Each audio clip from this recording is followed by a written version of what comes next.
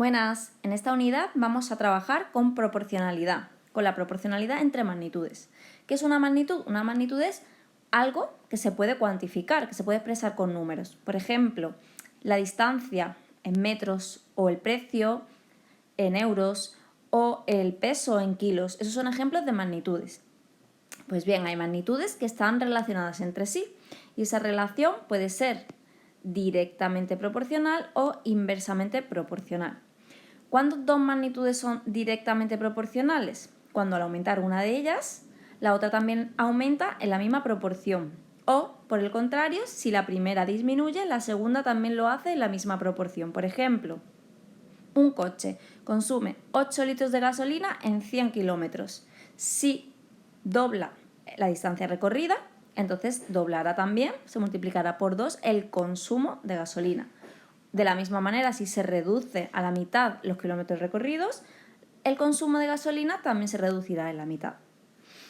¿Cuándo son dos magnitudes inversamente proporcionales? Cuando al aumentar una de ellas, la otra disminuye en la misma proporción. O por el contrario, si la primera de ellas disminuye, la segunda aumenta en la misma proporción. Por ejemplo, el tiempo que tarda un coche en ir del Rincón a Vélez y la velocidad. Si el coche aumenta o dobla la velocidad, tardará la mitad en llegar. ¿Veis que cuando una aumenta, una de las magnitudes aumenta, la otra disminuye? Pues bien, hoy vamos a centrarnos en las magnitudes directamente proporcionales y para ello vamos a hacer un ejemplo. Tenemos que 3 kilos de aguacates cuestan 12 euros. ¿Cuánto costarán 4 kilos? Lo primero que tenemos que hacer en todos los problemas de proporcionalidad es leer muy bien el enunciado e identificar los datos del problema. En este caso, identificar las magnitudes que nos ofrece el problema. En este caso sería el peso de los aguacates en kilos y el precio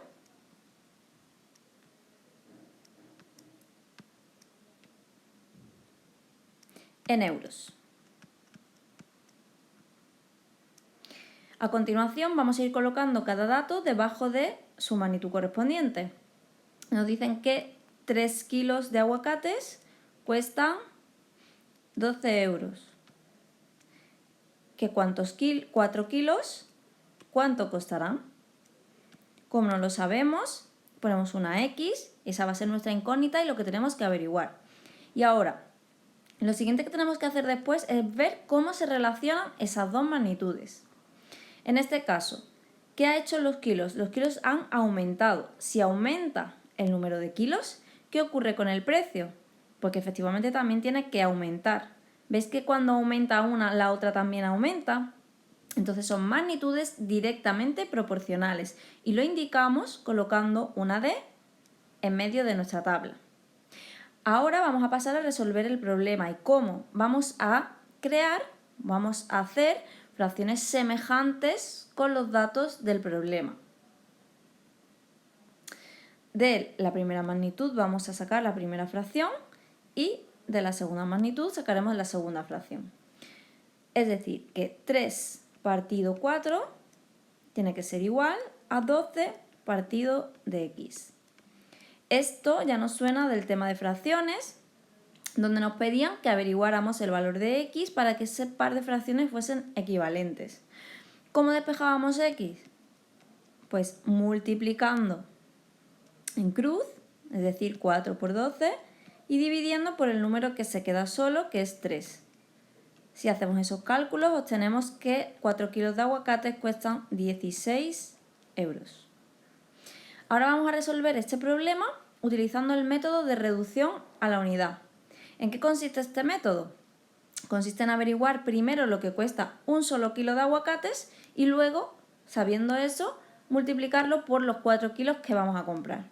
Como hemos pagado 12 euros por 3 kilos de aguacates, si dividimos 12 entre 3, obtenemos que cada uno de esos kilos cuesta 4 euros.